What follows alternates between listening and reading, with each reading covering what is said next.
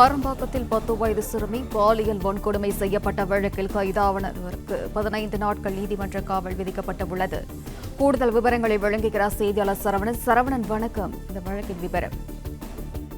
திருவள்ளூர் மாவட்டம் ஆரம்பாக்கம் எனும் பகுதியில் 10 வயது சிறுமி கடந்த 12ஆம் தேதி கடத்தி பாலியல் வன்கொடுமை செய்யப்பட்ட அந்த வழக்குல 2 வாரங்களுக்கு பிறகு குற்றவாளியை தனிப்படை போலீசார் கைது செய்தார்கள். ராஜு விஸ்வகர்மா என்ற இந்த நபரை நேற்றைய தினம் சூலூர்பேட்டை ரயில் நிலையம் அருகே வைத்து கைது செய்ததாக போலீசார் தெரிவித்த நிலையில இந்த குற்றவாளியை விசாரணைக்கு பிறகு திருவள்ளூர் மகிழா நீதிமன்ற நீதிபதி முன்னிலையில ஆஜர்படுத்தியிருக்கிறார்கள்.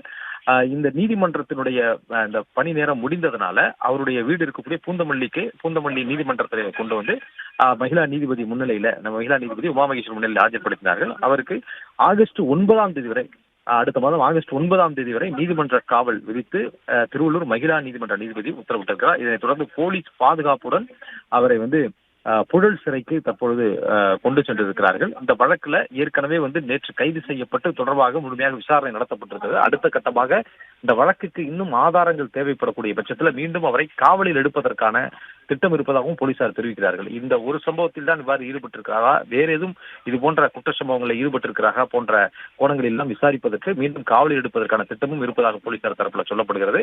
அது மட்டும் இல்லாமல் இந்த குற்றவாளிக்குள்ள இந்த வழக்கு முக்கியமான வழக்கு என்பதனால குற்றவாளியினுடைய அந்த அடையாள அணிவகுப்பும் நடத்துவதற்கு திட்டமிட்டிருப்பதனால அவரை முகத்தை மூடி மறைத்துதான் கொண்டு தற்போது நீதிமன்ற முன்னிலை ஆஜர்படுத்தியிருக்கிறார்கள். 15 நாட்கள் நீதிமன்ற காவல் விதிக்கப்பட்டிருக்கக்கூடிய நிலையில் அவரை போலீஸ் பலத்த பாதுகாப்புடன் பூந்தமல்லியில் இருந்து புழல் சிறைக்கு கொண்டு செல்கிறார்கள்.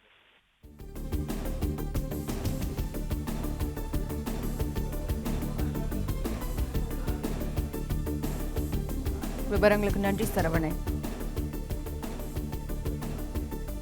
பிளே ஸ்டோர் மற்றும் ஆப் ஸ்டோரில் இருந்து பாலிமர் செயலியை QR கோடு மூலம் பதிவிறக்கம் செய்யுங்கள்.